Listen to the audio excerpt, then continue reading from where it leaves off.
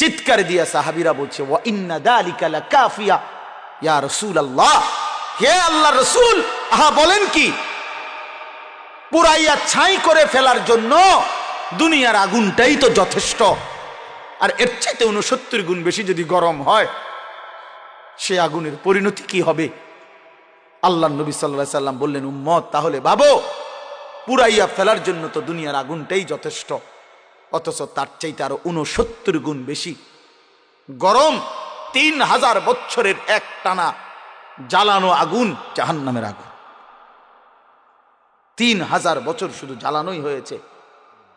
আল্লাহর নবী সাল্লাল্লাহু আলাইহি সাল্লাম বলছেন, দোস্ত যদি এটা গল্প হইতো, বলে এটা রূপকথা, এটা নাটকের কাহিনী, সিনেমার গল্প, এটা কোনো ব্যক্তির উপন্যাস, তাহলে তো হতো ভাইয়া, ফেলে দিতাম ছুড়ে। কিন্তু এ তো মহান আল্লাহর কথা, এটা তো আল্লাহর নবী সাল্লাল্লাহু আলাইহি সাল্লামের কথা। গত 1450 বছর ধরে আল্লাহ এবং তার রাসূলের কোনো কথা, পৃথিবীর অন্যদের কথা ভুল প্রমাণিত হয়েছে, কিন্তু আল্লাহ এবং রাসূলের কোনো কথা আপনজন কিংবা দুশ্মন কারো কাছেই একটি অক্ষর এই 1500 বছরে ভুল প্রমাণিত হয় নাই। পৃথিবীর ইমানদাররাও এটা নিয়ে আল্লাহর কোরআন নবীর জীবন নিয়ে গবেষণা করে, আবার কাফের বেঈমানরাও আমাদের নবীর জিন্দেগি নিয়ে গবেষণা করে। সবার কাছেই তিনি সর্বশ্রেষ্ঠ, সবার কাছেই ওনার কথা, আল্লাহর কথা সবচেয়ে শ্রেষ্ঠতম সত্য।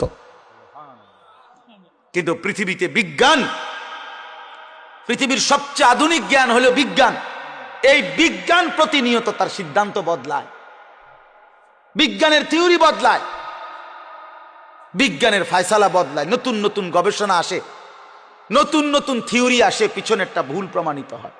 আমরা ছোটবেলায় পড়ছি, আমরাও জেনারেল লাইনে পড়ছি, সায়েন্স বিজ্ঞান বিভাগ থেকে আমি পাশ করা, আমি তো জেনারেল লাইনের পড়ালেখাও করছি, বিজ্ঞান বিভাগ থেকে আমি দাখিল পাশ করছি 1998 সালে, ভিক্টোরিয়া কলেজ থেকে মাস্টার্স পাশ করছি।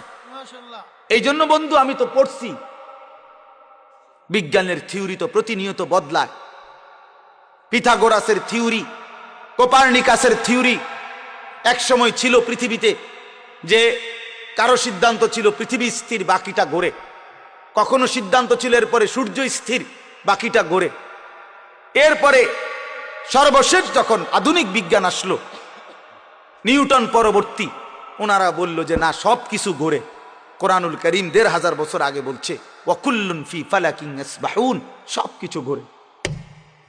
বিজ্ঞান যেটা প্রমাণ করতে 1000 বছর লাগছে, 1200 বছর লাগছে, কোরআন